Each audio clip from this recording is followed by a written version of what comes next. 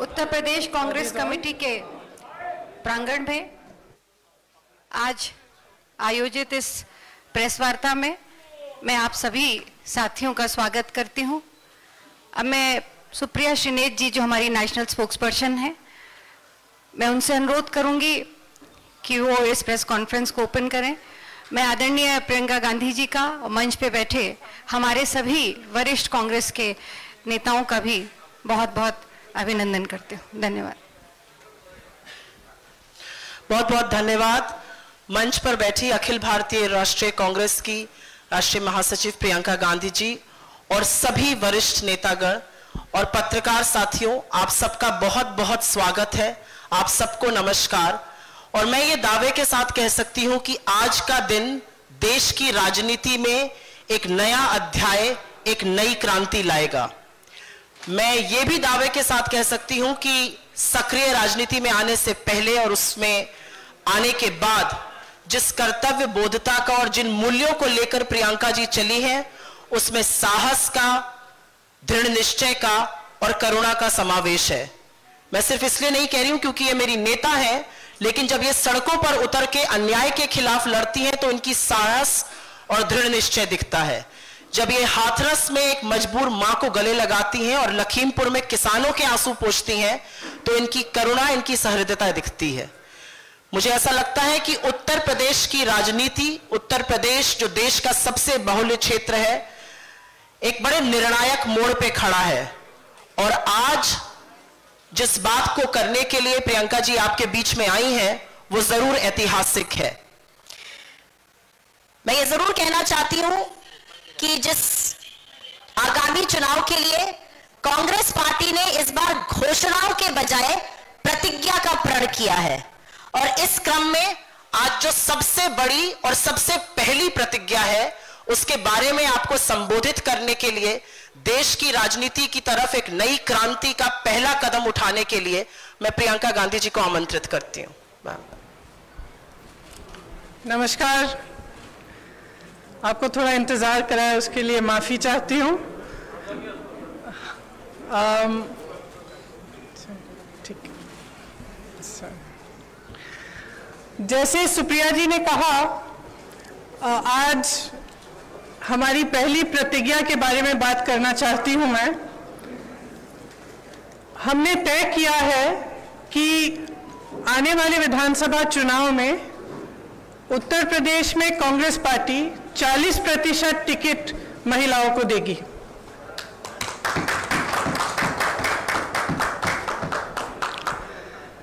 हमारी प्रतिज्ञा है कि महिलाएं उत्तर प्रदेश की राजनीति में पूरी तरह से भागीदार होंगी। ये फैसला हमने किस लिए किया? जब मैं 2019 के चुनाव में उत्तर प्रदेश प्रचार के लिए आई थी, तो इलाहाबाद यूनिवर्सिटी की कुछ लड़कियां मेरे से मिली और उन्होंने मुझे बताया कि किस तरह से यूनिवर्सिटी के नियम कानून, हॉस्टल के नियम कानून उनके लिए अलग थे और पुरुषों के लिए अलग। ये निर्णय उनके लिए लिया है।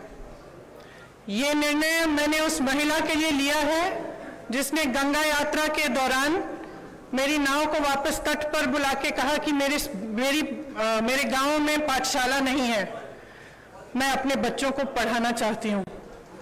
ये निर्णय उस लड़की, प्रयागराज की एक लड़की पारो के लिए लिया गया है जिसने मेरा हाथ पकड़ के मुझे कहा कि दीदी बड़ी होकर मैं नेता बनना चाहती हूँ। ये निर्णय उसके लिए है। ये निर्णय चंदौली में जो शहीद एयरफोर्स के पायलट हैं, उनकी बहन वैष्णवी के लिए है, जिसने मुझे कहा कि उनके भाई शहीद हो गए हैं लेकिन वो पायलट बनना चाहती है। ये निर्णय उन्नाव की उस लड़की के लिए है जिसको जलाया गया, मारा गया, उसकी भाभी के लिए है जो आज भी संघर्ष कर रही है उसका, और उसकी 9 साल की भाभी की बेटी के लिए है जिसको स्कूल में धमकाया गया था। ये निर्णय हाथरस की उस मां के लिए है जिसने मुझे गले लगाकर कहा कि उसको न्याय चाहिए, उसको न्याय नहीं मिल रहा है। ये निर्णय रमेश कश्यप की बेटी के लिए है, उसका नाम भी वैष्णवी है, जो बड़ी होकर डॉक्टर बनना चाहती है। लखीमपुर में एक लड़की मेरे से मिली, मैंने उससे पूछा क्या बनना चाहती हो बड़ी होकर, उसने कहा प्रधानमंत्री बनना चाहती हूँ। उसके लिए है ये निर्णय। ये निर्णय लखनऊ की एक बस्ती में लक्ष्मी वाल्मीकि के लिए है, जो ITI पढ़ी है, BA की है, उसने कंप्यूटर पास किया है, आज तक उसे नौकरी नहीं मिली है। ये निर्णय उसके लिए है। ये निर्णय सोनभद्र में उस महिला के लिए है जिसका नाम किस्मत है, जिसने अपने लोगों के लिए आवाज उठाई, संघर्ष किया और न्याय मांगा। ये निर्णय उत्तर प्रदेश की हर एक महिला के लिए है जो बदलाव चाहती है, जो न्याय चाहती है, जो एकता चाहती है, जो चाहती है कि आगे बढ़े उसका प्रदेश। मैं आप सबसे कहना चाहती हूँ, आप समाज सेविका हैं, आप अध्यापक हैं, आप एक नौजवान महिला हैं जो आप अपना भविष्य बनाना चाहती हैं, आप प्रेस में हैं, अगर आप बदलाव चाहती हैं तो इंतजार मत करिए। आपकी सुरक्षा कोई नहीं करने वाला। सब बातें करते हैं, सुरक्षा करने का जब समय आता है तो सुरक्षा उनकी होती है जो आपको कुचलते हैं। आज सत्ता का नाम यह है कि आप खुलेआम पूरे पब्लिक के सामने लोगों को कुचल सकते हैं। ये सत्ता बन गई है, ये गलत है। घृणा का बोलबाला है, नफरत का बोलबाला है, गलत है। इसको महिलाएं बदल सकती हैं। महिलाएं इसलिए बदल सकती हैं क्योंकि करुणा भाव, सेवा भाव और दृढ़ता, शक्ति सबसे ज्यादा महिलाओं में है। मैं आपसे कहना चाहती हूं, राजनीति में आओ, मुझसे कंधा से कंधा मिलाओ। मैं जानती हूं कि आपके संघर्ष क्या है। मेरी प्रेस की सहेलियां यहाँ हैं, मैं जानती हूं, मैं आपको देखती हूं सुबह से शाम तक आप कैसे दौड़ती हैं, किन परिस्थितियों में। जब सीतापुर में बीच रात में अंधेरा था, मुझे घेर लिया पुलिसकर्मी ने, महिला पुलिसकर्मी थी, मुझे घेरा, मुझसे लड़ी, मैं भी भिड़ गई उनसे। उसके बाद मुझे उन्होंने जीप में बिठाया और अंधेरी रात में सिर्फ मैं, वो दोनों और 2 कांस्टेबल मुझे सीतापुर के PSC कंपाउंड में ले गए। एक का नाम मधु था, एक का नाम पूजा। ये निर्णय उनके लिए भी है क्योंकि मैं समझी कि 4 बजे सुबह तक ड्यूटी पे थी। उनकी एक अफसर जिनकी पोस्टिंग सीतापुर में थी, लेकिन जिनकी बूढ़ी माँ अकेली नोएडा में रहती है। कितना संघर्ष करना होता है महिलाओं को। कौन करेगा ये संघर्ष आपके साथ अगर आप एकजुट नहीं होंगी? अगर देश को जातिवाद और धर्म की राजनीति में से निकालकर विकास की राजनीति की ओर ले जाना है, अगर देश को समता की राजनीति की ओर ले जाना है, भागीदारी की राजनीति की ओर ले जाना है, तो महिलाओं को आगे बढ़ना पड़ेगा। आपको खुद ये काम करना पड़ेगा। आगे बढ़िए। मैं आग्रह करती हूँ आपसे, हमने आवेदन पत्र मांगे हुए हैं हर विधानसभा के लिए। ये अगले महीने की 15 तारीख तक खुला रहेगा। खास तौर से मेरी बहनों के लिए, जो लड़ना चाहता है आओ मेरे पास आओ, आपको मौका मिलेगा। हम इस देश की राजनीति, इस प्रदेश की राजनीति बदलेंगे। धन्यवाद।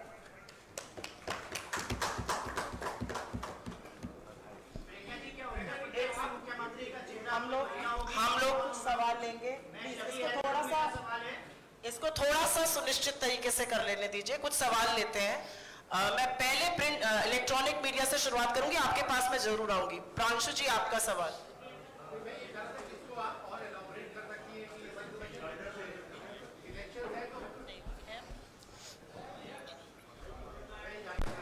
इसको अगर और इलैबोरेट कर सके कि इस डिसीजन के पीछे का एक पॉलिटिकल रैशनल क्या है, क्योंकि लोग ये चाहेंगे।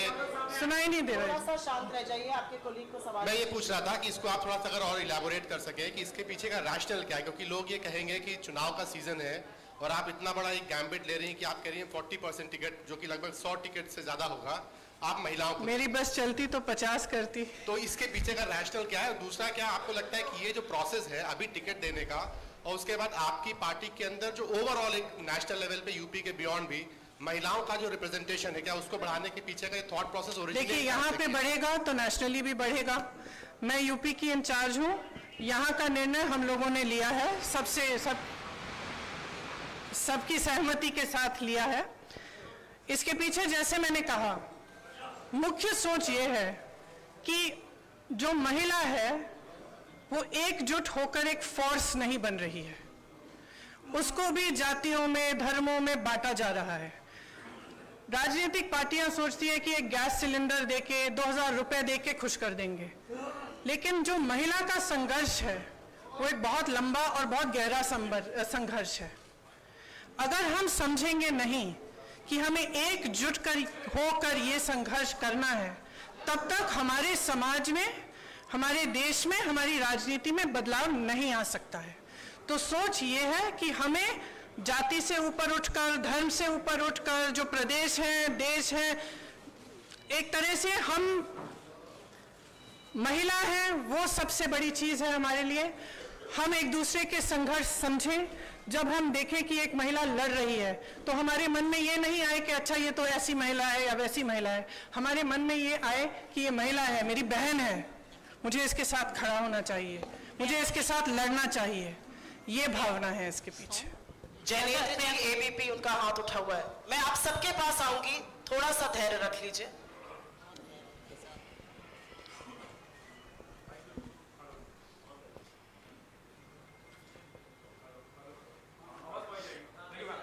मैम, सवाल ये है कि 40% क्यों? मतलब 33% रिजर्वेशन की चर्चा होती है, आधी आबादी है तो 50% हो सकता था, 40 क्यों?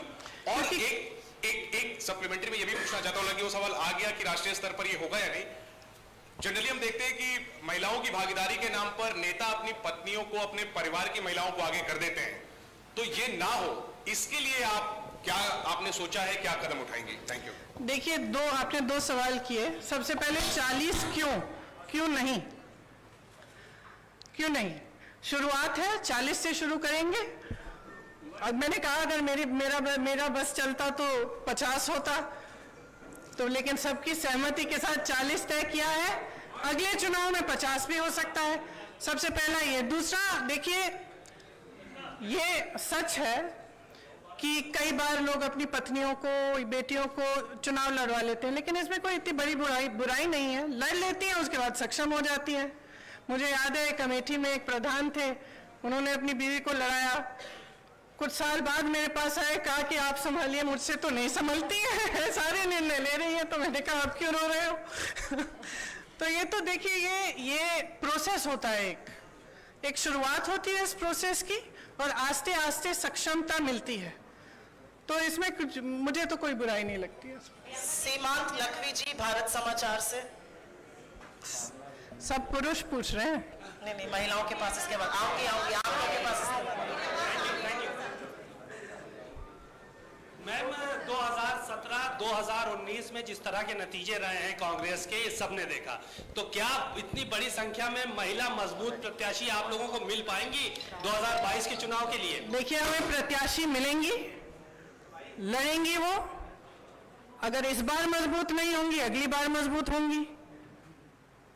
हमें लड़ाना है, हम पूरी तरह से मदद करेंगे, समर्थन करेंगे और लड़ेंगे जी जान से। एएनआई से कामना जी, अब मुझे लगता है कुछ महिलाओं को चांस जरूर देना चाहिए। एएनआई से कामना जी।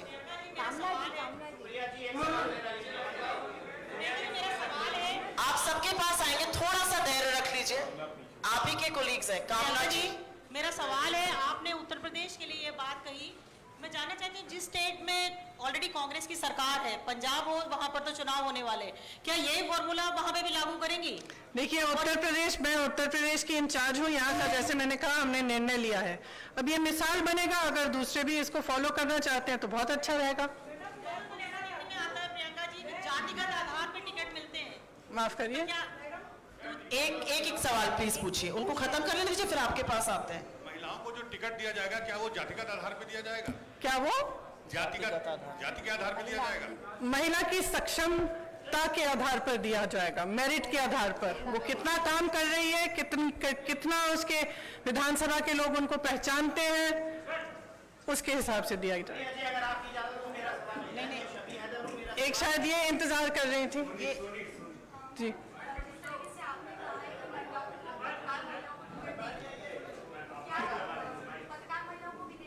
क्यों नहीं?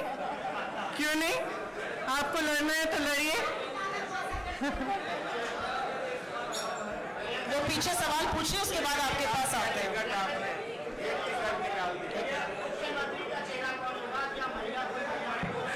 वो आगे जाके देखेंगे। क्यों? मैं जब बताऊंगी, जब बताना चाहती हूँ। 1 मिनट रुक जाइए सर। हाँ आप पूछिए मैडम। रितु सिंह लखीमपुर वाला भी दोहरा दीजिएगा।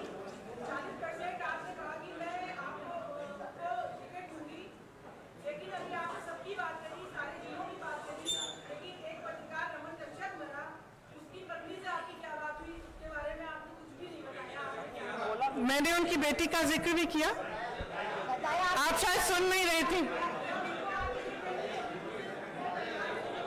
सॉरी, और वो लड़ना चाहेंगे तो जरूर। 1 मिनट रुक जाइए। उन्होंने जिक्र किया, शायद आपने सुना नहीं, उन्होंने उनकी बेटी के बारे में क्या बातचीत हुई उसका पूरा जिक्र किया। सिद्धार्थ कलहंस जी बिजनेस स्टैंडर्ड से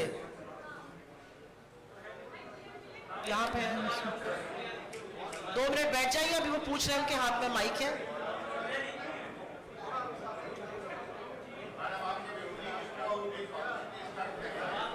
प्लीज आप लोग थोड़ा शांत रहिए, आपके कोलीग एक सवाल पूछ रहे हैं, आप लोगों से अनुरोध है थोड़ा सा धैर्य और शांति रखिए। आप भी रुक जाइए, वो सवाल पूछ। मैं अपने विरोधियों को कहना चाहूंगी कि थोड़ी अपनी क्रिएटिविटी बढ़ा लें, क्योंकि मैं जो भी करती हूँ वो या तो उसको टूरिज्म बोलते हैं या पब्लिसिटी स्टंट बोलते हैं। अब कुछ नया ढूंढें।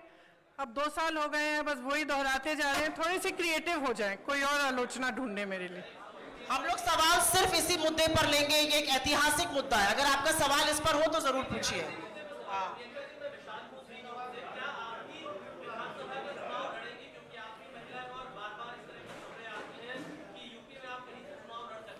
ये निर्णय मैंने अभी लिया नहीं है, अभी कुछ टाइम है चुनाव के लिए, मैं ले लूंगी।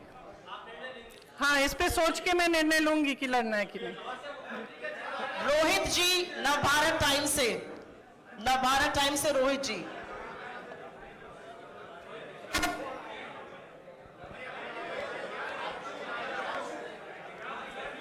माइक दीजिए इधर। ये आप इस माइक पर पूछिए सवाल। He is also wanting to ask the guy. आपके पास आ रहे हैं, अगला आपके पास। Sorry. 2024 में भी लागू। हेलो, आशा है कि 2024 में इससे ज्यादा होगा। आपका सवाल।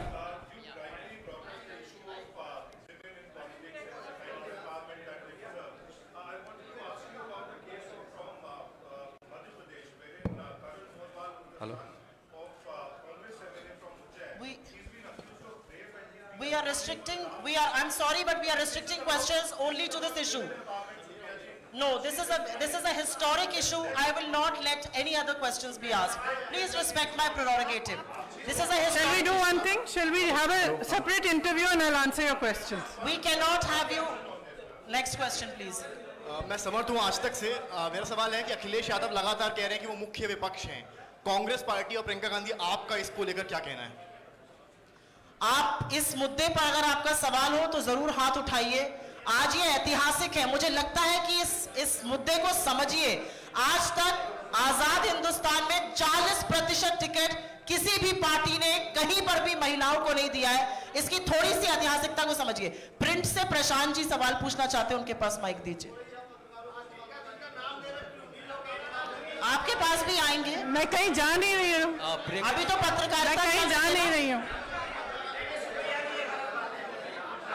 प्रियंका जी, सवाल पूछा। मेरा सवाल ये है कि सुनिए, मैं कहीं जा नहीं रही हूँ, मैं यही हूँ, आप पूछ लीजिए इसके बाद। प्रियंका जी, सवाल ये है कि कांग्रेस में कैंडिडेट्स का सिलेक्शन और कैंडिडेट्स की एप्लीकेशन पिछले 2 महीने से लिए जा रहे हैं, लगभग 1.5-2 महीना हो गया, लेकिन फैसला आज आप ये करते हैं कि 40% टिकट आप महिलाओं को देंगी। तो क्या जो जितने भी कैंडिडेट्स ने अभी अप्लाई किया, क्या उनमें से कोई जेन्युइन नहीं थे तो 40% का फैसला करना पड़ा, या नतीजों को ध्यान में रखते हुए, क्योंकि कांग्रेस का गठबंधन भी अभी क्लियर नहीं है किसी के साथ होगा या नहीं होगा, या जो भी पहले के नतीजे रहे हैं, या उनको देखते हुए ये फैसला लेना पड़ा कि 40%? देखिए, ये लेना पड़ा नहीं है, ये फैसला मैंने आपको समझाया किस लिए लिया।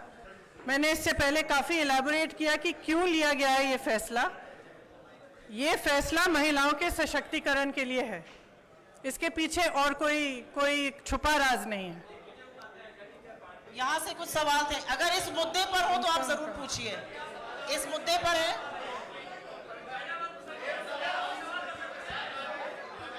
इनको माइक दीजिए। एक एक करके पूछिए। ये एक सवाल मेरा ये है कि कांग्रेस की रणनीति क्या है, किस रणनीति? ये माइक दीजिएगा, इनको आवाज नहीं आ रही है।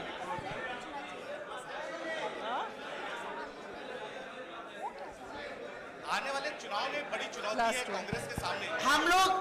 आप लोग थोड़ा धैर्य रखिए, ये पत्रकार वार्ता है, वो सवाल पूछ रहे हैं मैम, 2 मिनट रुक जाइए, पूछिए आप इस मुद्दे पर अगर है तो। इसके अलावा हम लोग किसी मुद्दे पे आज चर्चा नहीं करेंगे। आने वाले समय में बड़ी चुनौती है कांग्रेस के सामने। आप अमेठी जैसी जगहों पर आप सीट हार गई, तो कैसे अपने लोगों को आप इकट्ठा करेंगे? क्योंकि जिस तरह से आप देखिए भारतीय जनता पार्टी ने अपने तमाम प्रोग्राम चलाए हैं, उसकी अपेक्षा कांग्रेस उतना जमीन पर दिख नहीं रही। आपको शायद मालूम नहीं होगा कि पिछले 2 सालों में 18,700 से ज्यादा कांग्रेस के कार्यकर्ता जेल गए हैं उत्तर प्रदेश में। 3 दिन से 3 महीनों के लिए लगातार प्रोग्राम कर रहे हैं। और शायद आपने भी महसूस किया होगा कि अगर सड़क पे कोई पार्टी लड़ रही है तो वो कांग्रेस ही है। प्रियंका मैम, मेरा एक सवाल है आपसे कि राहुल जी आते हैं, वो रणजीत सुरजेवाला के साथ होते हैं, आप सुप्रिया जी के साथ आई हैं। हम लोगों का जो इंटरेक्शन होता है वो यहाँ पे लोकल लोगों से होता है। ये आएंगी, दिल्ली चली जाएंगी, हम लोगों को यहाँ पर उस तरीके से जो खबरें हैं वो सारी चीजें आप ये जी। तो मेरा सवाल क्या है जी आपका? मेरा सवाल मैम यही है कि सबसे पहले आपको ईद मिलादुन नबी की मुबारकबाद। धन्यवाद आपको भी। है। और मेरा सवाल आपसे वही है कि कांग्रेस क्या मुख्यमंत्री का फेस देकर चुनाव लड़ेगी या विदाउट सीएम कैंडिडेट? मैंने उस सवाल का भी अभी जवाब दिया, इस पे अभी निर्णय नहीं हुआ है, जब होगा आपको पता चल जाएगा। आपका 2 बार सवाल का जवाब दे चुकी हूँ। कहिए, उससे पूछे तो, इन दोनों से पूछे। इस मुद्दे पर सवाल है, माइक ही नहीं चल रहा है। आपका सवाल इस मुद्दे पर है?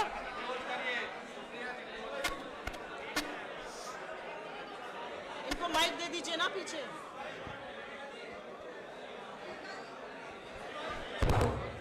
मैडम, मेरा एक सवाल ये था कि अल्पसंख्यक मुद्दे पर कांग्रेस का क्या?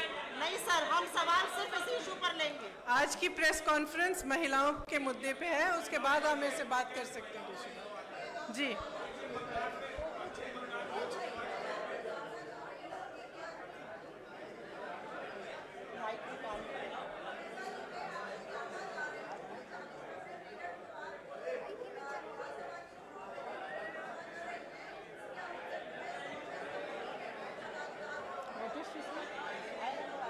सुनाई नहीं दे रहा।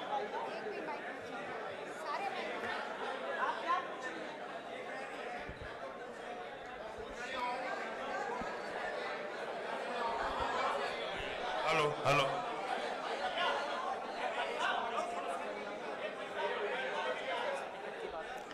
देने की पूरी कोशिश करेंगे हम। अंतिम 2 सवाल लेंगे आप प्लीज। उधर से काफी समय से इंतजार कर रहे हैं। टोटल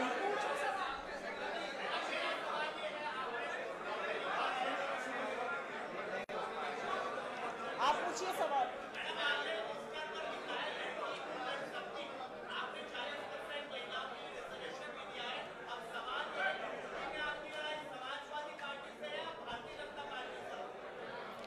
मेरी लड़ाई एक नए तरह की राजनीति को बनाने के लिए है। मैं उन लोगों के लिए लड़ रही हूं जो अपनी आवाज उठा नहीं पा रहे हैं आज के उत्तर प्रदेश में। आज के उत्तर प्रदेश में कोई अपनी आवाज उठा नहीं सकता, कुचला जाता है, चाहे वो महिला हो, दलित हो। जहां जहां पे भी मैं गई हूं, मैंने यही देखा है कि जो पीड़ा में है, आवाज उठा नहीं पा रहा है, लड़ नहीं पा रहा है, उसको कुचला जा रहा है, तो मैं उसके लिए लड़ रही हूं। और मेरी राजनीति सिर्फ इसलिए है कि यहाँ पे बदलाव आए, कि कुछ आशा, कुछ उम्मीद जागे कि उत्तर प्रदेश आगे बढ़ सकता है। एक ऐसी राजनीति बन सकती है इस प्रदेश में जिसमें करुणा का भाव हो, सेवा का भाव हो, सिर्फ मारने, कुचलने और सत्ता का दुरुपयोग करने का नहीं। ये मेरा प्रयास है।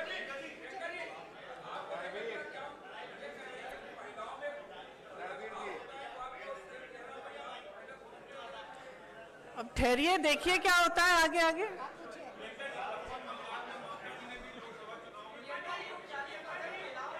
ऐसे मत करिए, एक सवाल पूछने दीजिए, एक सवाल पूछिए।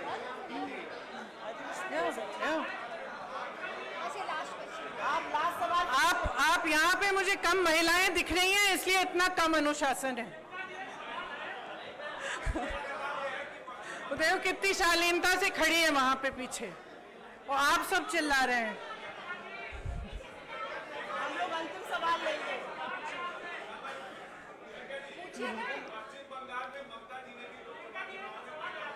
रुक जाइए, अभी पूछ रहे हैं। मुझे मालूम नहीं था, अगर उन्होंने किया तो बहुत बढ़िया। धन्यवाद।